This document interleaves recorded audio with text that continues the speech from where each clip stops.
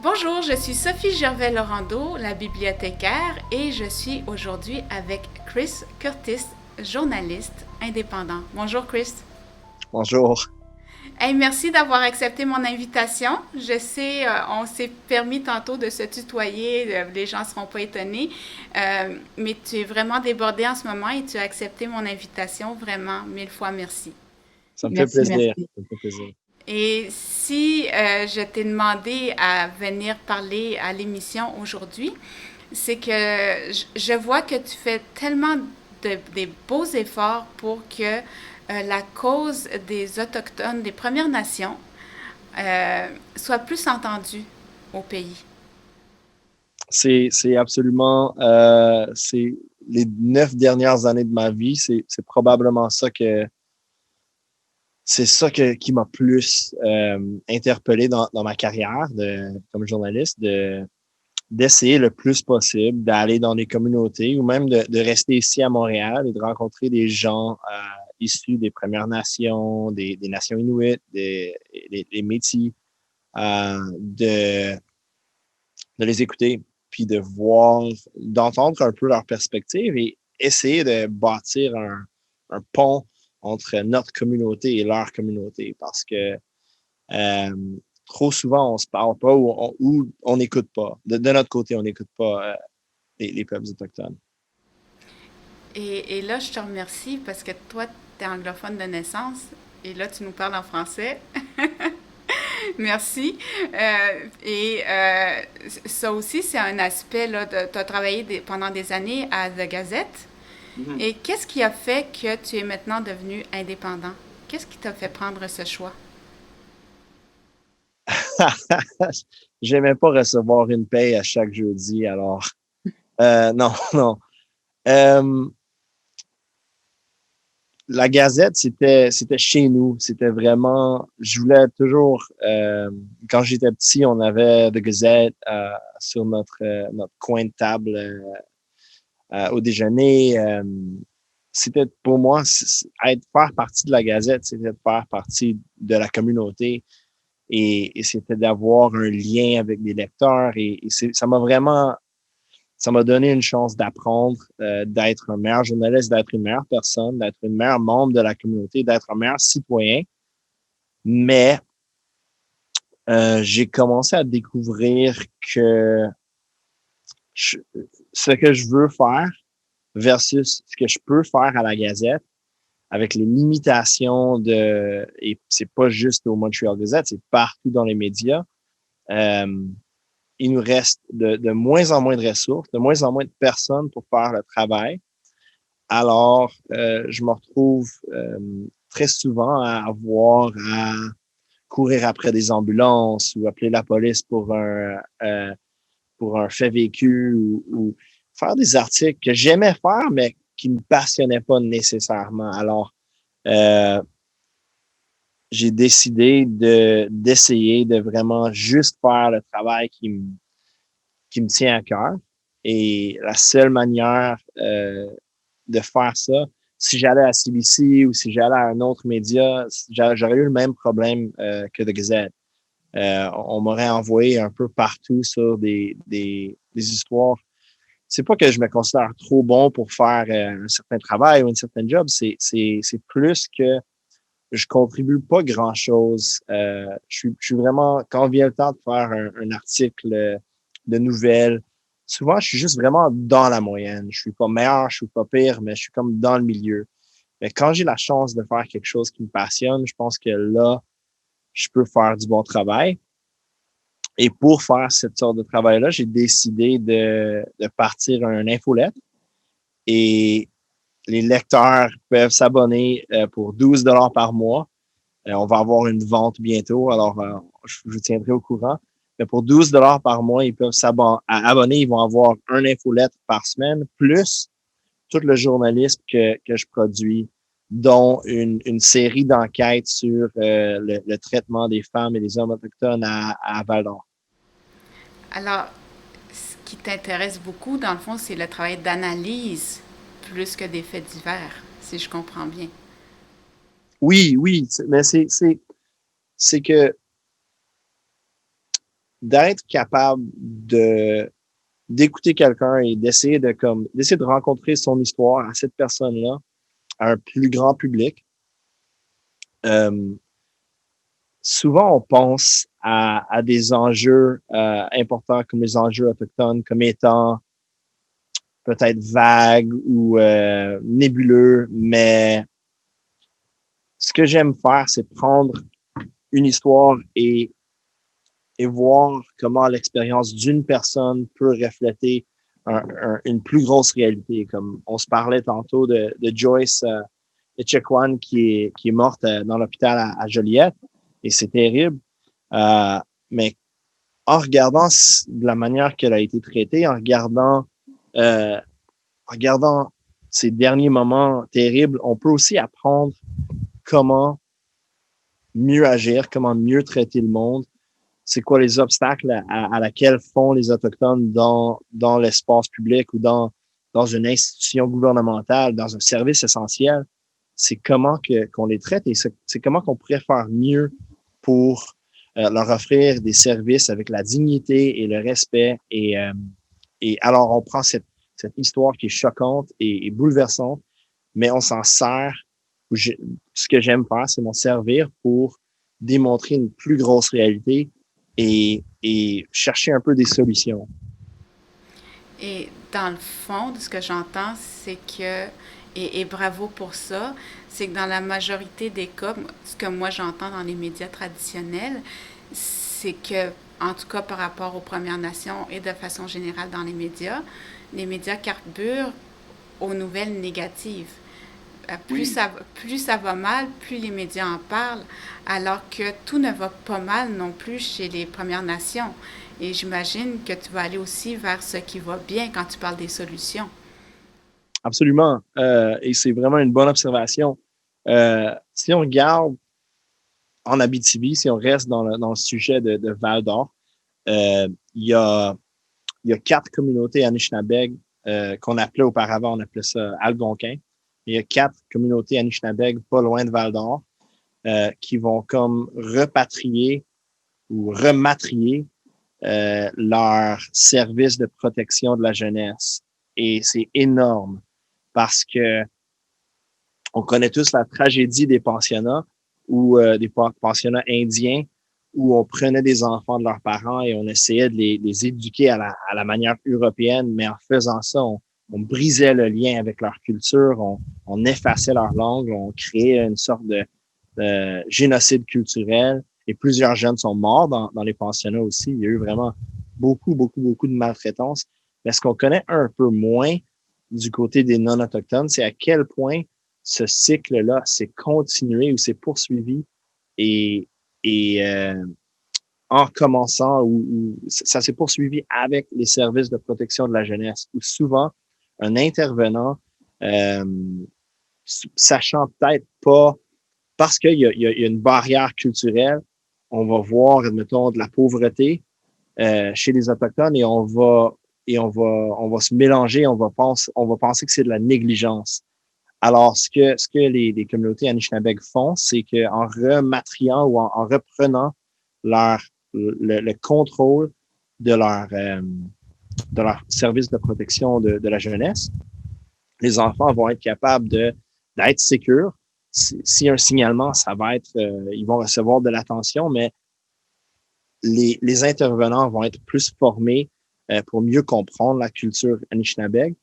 Et l'enfant va être, si l'enfant doit être placé, on va garder l'enfant dans la communauté chez un autre membre de la famille ou en quelque part où l'enfant va être sécure, mais elle va pas être détaché de sa langue et de sa culture. Alors, si c'est un jeune ou une jeune qui parle Anishinabeg, ils vont pas perdre la langue. Si c'est un jeune ou une jeune qui vont à la chasse l'automne, ils vont quand même être capables d'aller à la chasse et de se sentir valorisés là-dedans. C'est tellement important pour les jeunes de garder leur culture et de voir ce qui s'est fait dans ces communautés-là. Ils ont bâti leur propre système de protection de la jeunesse en l'espace de 2 ans. Ils ont parti de ça de zéro et ont fait de quoi de super impressionnant et c'est tellement important d'être capable de se parler de ces sortes d'histoires-là aussi parce que il y a beaucoup de communautés qui se prennent en main. C'est c'est pas juste la pauvreté et la misère, c'est une grosse partie de l'histoire, mais ça aussi, c'est une grosse partie du colonialisme, c'est ce qu'on essaie de réparer, mais il y a beaucoup de positifs et ça m'inspire tout le temps. Et ce qu'il y a de beau, c'est que ça vient d'eux aussi. C'est important que ces actions-là viennent d'eux. Et ce qui va être intéressant, c'est si ce modèle-là peut être partagé à d'autres communautés aussi. J'imagine qu'il y a d'autres communautés qui sont déjà en train d'essayer de créer ce même modèle de, j'aime pas le terme DPJ, là, mais Oui. pour les Premières Nations.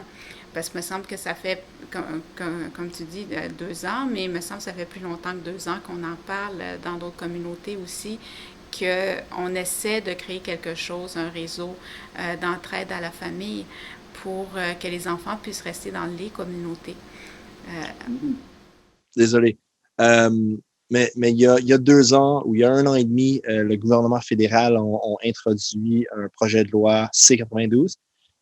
Et c'est avec ce projet de loi-là que, à travers le Canada, on essaie de donner des outils aux communautés pour développer leur propre protection de la jeunesse. C'est quelque chose qui s'est déjà fait un peu par ici, par là, à travers le Canada. Ça se passe beaucoup en Colombie-Britannique. On voit et ce qui est bon, c'est que le plus le plus de souveraineté qu'une communauté va avoir à maîtrise de leur langue, leur propre poste de police et non la SQ ou des policiers de l'extérieur, leur propre DPG, leur propre système de santé. Le plus qu'une communauté ont des ressources comme ça, le plus bas que leur taux de suicide va être. Ça, c'est une étude qui a été réalisée, je pense, à l'Université de Victoria il y a une dizaine d'années. Ils réalisent que le plus souverain qu'une communauté peut être, le plus sécure que ses enfants vont être et que leur avenir va être. Ce qui est un peu dommage dans ça, c'est que le gouvernement caquiste ont décidé de contester C-92 devant les tribunaux parce que pour eux, c'est un enjeu de souveraineté québécoise et pour eux, leur autorité sur ce volet-là, la protection de la jeunesse, c'était important de s'imposer, un peu jouer de la politique avec Ottawa. Ce qui est dommage dans tout ça, c'est que de montrer ses muscles un peu en politique, le coût, c'est qu'il y a plusieurs enfants qui sont pris encore dans un système qui est inadéquat. Il y a plusieurs communautés qui sont pris dans une situation où ils veulent prendre contrôle de leur DPJ, mais il y a une certaine incertitude qui existe parce que Québec est en poursuite contre Ottawa en ce moment aux alentours du C-92. Excuse-moi, je rentre vraiment dans les détails, mais Oui, non, mais c'est vraiment intéressant en même temps pour que les gens comprennent la complexité que euh, les Premières Nations veulent avancer. Elles veulent changer et elles sont déjà en changement depuis des années, des années et des années. C'est juste qu'on n'en parle pas dans les médias, premièrement. Et quand on en parle, bon, en général, c'est négatif. Et quand on en parle, ben, c'est pour dire, ben, il y a des freins avec des lois qu'on essaie de mettre, mais qui sont gérées par les gouvernements qui ne sont pas autochtones. Fait que oui, je souris, mais il n'y a rien de drôle. Ouais, non, ça c'est devient l'image du, vicieux. ouais, c'est tellement complexe et c'est à la fois très complexe et c'est à la fois très simple. Le monde veut de l'autodétermination et le système est bâti pour pas leur donner de l'autodétermination. Alors, c'est deux réalités qui, on voit une collision entre ces deux pensées-là souvent. Est-ce que l'autodétermination pourrait venir de la base aussi? Parce que là, cette loi-là a été faite par le gouvernement fédéral, mais à la base, l'autodétermination des peuples, c'est justement de partir de la base. Et si les Premières Nations pouvaient prendre part à la création de lois, ce qui n'est pas le cas en ce moment, peut-être qu'il y aurait là des atouts pour pouvoir parlementer davantage. Mais là, c'est le refus du gouvernement fédéral de reconnaître aussi ce pouvoir-là aux Premières Nations. C'est complexe. Oui, mais encore là, le gouvernement, il y a définitivement eu des instances dans les dernières années où le gouvernement, comme pour cette loi-là, il y a eu beaucoup de consultations avec les communautés. Mais le problème, c'est toujours dans la communauté elle-même où repose le pouvoir. Et Et je peux vous dire que c'est jamais simple, ça. Ça, on regardait je sais pas si tu te souviens des blocus Wet'suwet'en Oui. dans l'Ouest canadien. Et on a eu ici au Québec aussi. Mais un des grands, c'était un blocus contre une pipeline qui allait passer à travers le territoire traditionnel des Wet'suwet'en. C'est une communauté, une nation en Colombie-Britannique. Mais un des enjeux là-dedans, c'était que le gouvernement avait consulté avec les conseils de bande Wet'suwet'en, mais pas les leaders traditionnels. Alors souvent, c'est le cas avec les Mohawks aussi, il y a le conseil de bande, mais il y a les leaders traditionnels qui ne croient pas au conseil de bande parce que les conseils de bande, euh, ce système-là est une création de la loi sur les Indiens et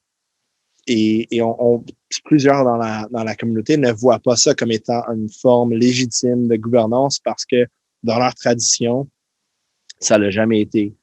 Alors, c'est jamais simple, mais je le sais, je connais le ministère des Services autochtones, Mark Miller, on se connaît quand même bien, on se parle souvent et je le sais que c'est des enjeux qui se négocient avec le gouvernement dans chaque communauté.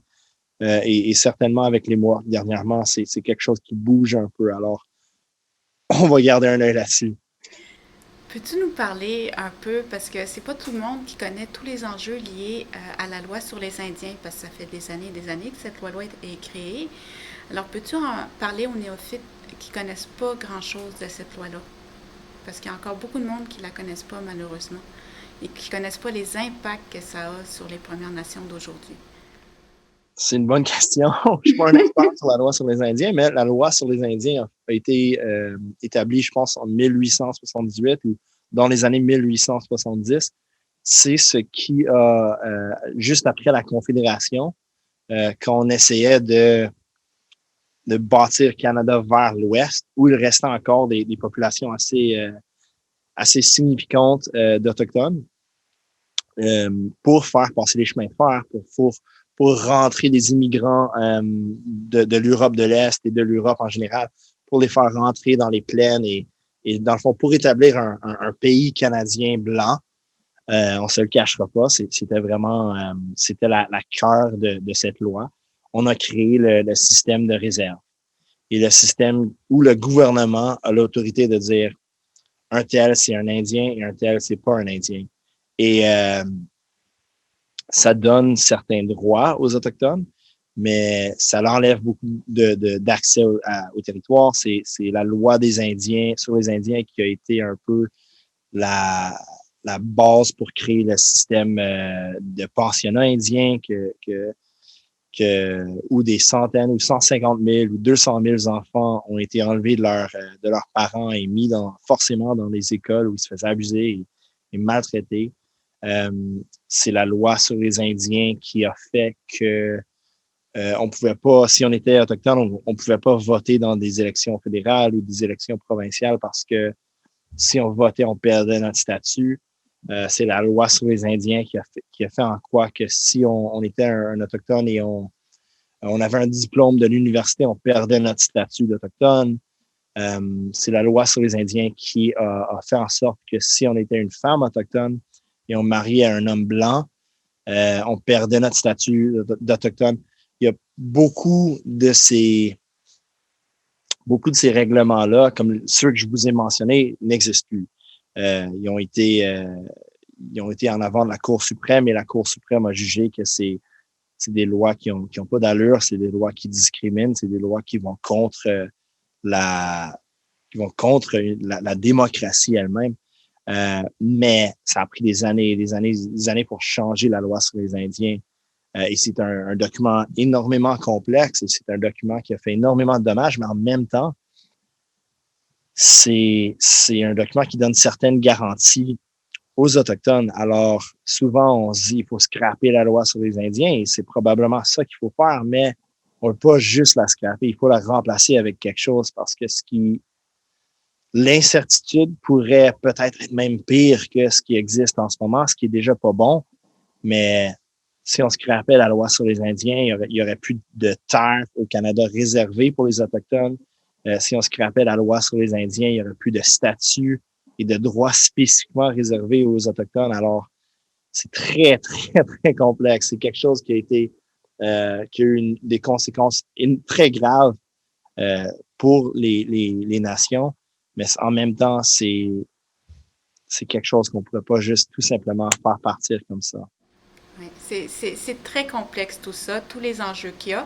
Et on va revenir au présent. Comme ça, vous avez quitté The Gazette pour faire partie d'une équipe de journalistes indépendants. Alors, si vous voulez bien, je vais partager mon écran avec le résultat de mes recherches. Alors ici, c'est l'adresse si les gens veulent s'inscrire à votre lettre. Et vous l'envoyez au combien de temps, combien de fois par Je mois? n'ai minimum une fois par semaine. Cette semaine, il va y avoir deux infolettres. Une demain, mercredi, le 7 octobre. Mercredi 7 octobre, on va en sortir une qui va avoir un lien à un article, le premier gros article qu'on va sortir sur Val d'Or. Mais à part ça, c'est chaque vendredi, il y a une infolettre et c'est comme une chronique là, sur les aventures d'un journaliste indépendant qui s'enfarge un peu partout au Québec. Mais ça a l'air vraiment très intéressant. Moi, je vais vouloir rester informée de ça, de ce beau projet. Et l'adresse, c'est rover.substract.com. Rover, c'est le robot, c'était le robot lunaire ou de Mars? Oui, oui, c'est le robot de Mars. De Mars, hein? En anglais, c'est quelque chose qui veut dire quelque chose qui se déplace. À plusieurs sports, il y a une position qui s'appelle rover, puis ça veut dire que tu vas un peu partout. Et c'est ça l'idée du projet, c'est de me déplacer un peu là où les nouvelles sont importantes, là où les enjeux sont critiques. Je veux être dans le cœur de l'action. Parfait. Et là, comme vous voyez, j'ai plusieurs liens. On va faire un tour rapide. Alors ici, c'est le journal pour lequel maintenant vous contribuez. Oui, oui, c'est Ricochet. Ricochet pour les médias. Juste une chose, si vous pouvez parler à Ricochet, je vais leur envoyer la vidéo. J'ai adoré votre article ici, mais quand on arrive en français, ça disparaît. Alors, ce serait intéressant que la version française et anglaise se parlent. Et ce qu'on remarque aussi, c'est que la politique éditoriale n'est pas la même en français et en anglais. Alors, en anglais, on a Canada, Québec, Indigenous ou Première Nation, internationale. Et en français, malheureusement, on perd la visée des Premières Nations. On voit qu'il y a des articles quand même là, sur les Premières Nations, comme ici à Abitibi, les Anishinaabe réclament une justice pour Joyce. Alors oui, il y en a des articles, mais je trouverais important, en tout cas, je vais leur envoyer la vidéo là, à Ricochet, vous pourrez leur en parler, mais je trouverais important que la politique éditoriale suive en anglais et en français. Je trouvais ça intéressant, en tout cas.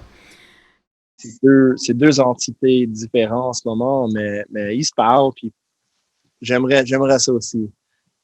J'aime que les enjeux de Première Nation et des enjeux autochtones ont leur propre volet. Parce que je crois que les francophones sont autant intéressés que les anglophones, en tout cas aujourd'hui, de ce qu'on entend dans les médias. On veut en savoir plus sur ce qui se passe et sur les solutions, comme vous le disiez au début. Là. On veut savoir les bons coups des Premières Nations, pas seulement ce qui va pas bien, mais aussi ce qui va bien, puis les solutions qu'on trouve pour que ça aille encore mieux. Alors, si je poursuis le résultat de mes recherches, je vous ai trouvé sur Twitter. Oui. Vous avez l'air, vous avez l'air assez actif sur Twitter, ici. Alors, vous êtes sur Instagram. Oui. J'envoie mon abonnement. Et ici, c'est vos articles sur The Gazette. Et là, on en parlait un petit peu avant de commencer. J'essayais de voir depuis combien d'années vous travaillez à The Gazette et j'avais du mal à trouver et vous m'avez expliqué pourquoi. Pouvez-vous expliquer? Oui, en 2014, The Gazette fait partie d'une grosse chaîne de nouvelles qui s'appelle Postmedia. Et The Gazette, comme tous les sites web de Postmedia en 2014-2015, ont changé de plateforme sur laquelle on travaille. On est rendu un site WordPress et on a tout perdu ce qui était sur le site avant. Alors, oui, comme archiviste, comme bibliothécaire, ça doit venir vous chercher un peu. Mais tout ce que j'ai écrit avant, en 2014, entre 2011 et 2014, tout ce que j'ai écrit pendant cette période-là existe sur les archives. Il y a un site web où tous les articles de nouvelles au Canada c'est une archive pour tous ces articles-là. Alors, ils existent en quelque part, mais pas sur notre site web ou pas sur l'ancien site web de mon employeur ou de mon ancien employeur. Je trouve ça tellement dommage. Je trouve que les gens devraient plus parler souvent aux bibliothécaires. Et je sais que le métier de bibliothécaire, ça a beau faire 2000 ans que ça existe, il y a bien des gens qui ne savent pas à quoi ça sert encore un bibliothécaire. Et c'est un peu pour ça que je fais la chaîne, c'est pour promouvoir aussi le métier de bibliothécaire, qui soit davantage connu. Et la gestion de bases de données, ça fait maintenant partie du métier de bibliothécaire. On n'est pas nécessairement informaticien, mais on est là pour venir dire à l'informaticien, oh, attention, là, ces données-là, il faut les sauvegarder quelque part. Et on devient une information importante dans la chaîne de l'information. Et aussi pour les gens qui recherchent l'information. Alors nous, on ne crée pas l'information, on la partage, on la recherche et on la partage. Et on trouve les moyens pour la sauvegarder, l'information. Alors, je trouve ça tellement malheureux, ce que vous me dites là, sur les années qui ont été perdues. Mais bon, c'est pas juste eux là, qui ont perdu ça. Il y a aussi, quand je pense aux archives de Radio-Canada, toutes les bandes magnétiques qui étaient effacées avant parce que ça coûtait trop cher. Alors, on réenregistrait des émissions par-dessus les autres. Mais je trouve qu'on devrait faire attention à la quantité d'argent qui a été mise sur, dans le fond, votre salaire pour écrire ces articles-là et que c'est perdu. Moi, je trouve que on devrait pouvoir retracer les articles. C'est important, ça fait partie de l'histoire après d'une communauté du Canada. On devrait pouvoir retracer. Je suis quelqu'un d'obsédé avec l'histoire et d'obsédé avec le rôle qu'on joue en essayant en essayant d'organiser ou de garder notre histoire parce que tellement souvent, on va voir un reportage d'un journaliste et on va se dire, si elle avait juste lu une coupe, si elle aurait juste pris une ou deux articles, puis le reportage aurait été meilleur parce que la personne aurait été plus informée. Ils auraient pu connecter deux idées qu'ils ne savaient pas, qui ne se connectaient pas à cause de l'histoire. C'est souvent, ça nous donne tellement plus de contexte. Je suis un amateur de contexte. Je veux toujours savoir le contexte. Ah, ça, c'est vraiment bien dit. Et parlant de contexte, moi, je suis fan de Wikipédia. Et j'ai fait une recherche sur Wikipédia. J'ai vu que vous avez beaucoup d'homonymes de Chris Curtis, mais pas le Chris Curtis. Alors, s'il y a des fans de Wikipédia qui sont à l'écoute en ce moment, moi, je les invite à créer un article sur vous, sur Chris Curtis. Vous n'avez pas le droit de le demander, mais moi, j'ai le droit de le demander. Parce que je sais que c'est Jean-Sébastien Girard de La soirée est encore jeune qui avait demandé qu'on lui crée sa page Wikipédia, puis Wikipédia n'avait pas aimé ça. Mais moi, je le dis, je pense que vous devriez avoir votre page sur Wikipédia. J'ai pas d'opinion là-dessus. Moi, je n'ai une que je respecte et que je partage.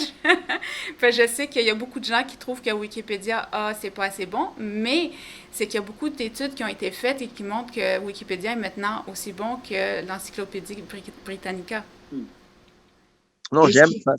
Ça me donne toujours une bonne base pour aller chercher d'autres choses ou pour savoir un peu où commencer. Et c'est ça qu'on dit, nous, à titre de bibliothécaire, on devrait toujours aller chercher dans au moins 3 sources différentes. Wikipédia, c'est excellent pour le plan et pour tous les mots de vocabulaire que ça nous donne pour aller voir ailleurs ensuite. Fait que moi, j'ai toujours aux gens, oui, Wikipédia. Allez-y sur Wikipédia. Et ce qu'il faut, c'est être capable d'évaluer la qualité de l'article. Alors ça, à titre de bibliothécaire, je suis capable de voir quand un article où il manque des sources ou pas. Mais c'est ça qui est le fun avec Wikipédia, c'est qu'on peut toujours améliorer les articles, c'est pas figé dans le temps. Alors, si vous voulez bien, on va écouter juste quelques secondes de la vidéo de Joyce et Shaquan qui a été enregistrée. Je ne veux pas tout faire jouer parce que je veux qu'on finisse quand même l'entrevue sur quelque chose de positif, mais on va en parler. T'as-tu fini de niaiser, là? T'as-tu fini, là? Qu'est-ce qu'ils penseraient, ces enfants, de te voir? J'arrête là. Je trouve ça trop difficile. Ces 7 minutes-là, les gens iront voir. Moi, ça me touche d'entendre quelque chose comme ça. Il me semble que ça se fait pas de faire des choses comme ça. Là, j'ai fermé le partage écran pour revenir entre nous. Qu'est-ce qu'on fait pour que ça arrête? Parce que vous connaissez bien, à force, mieux que beaucoup de gens, la réalité autochtone. Je pense qu'il faut avoir de l'empathie. Il faut savoir que souvent, quand on parle à quelqu'un ou quand on voit quelqu'un dans la détresse,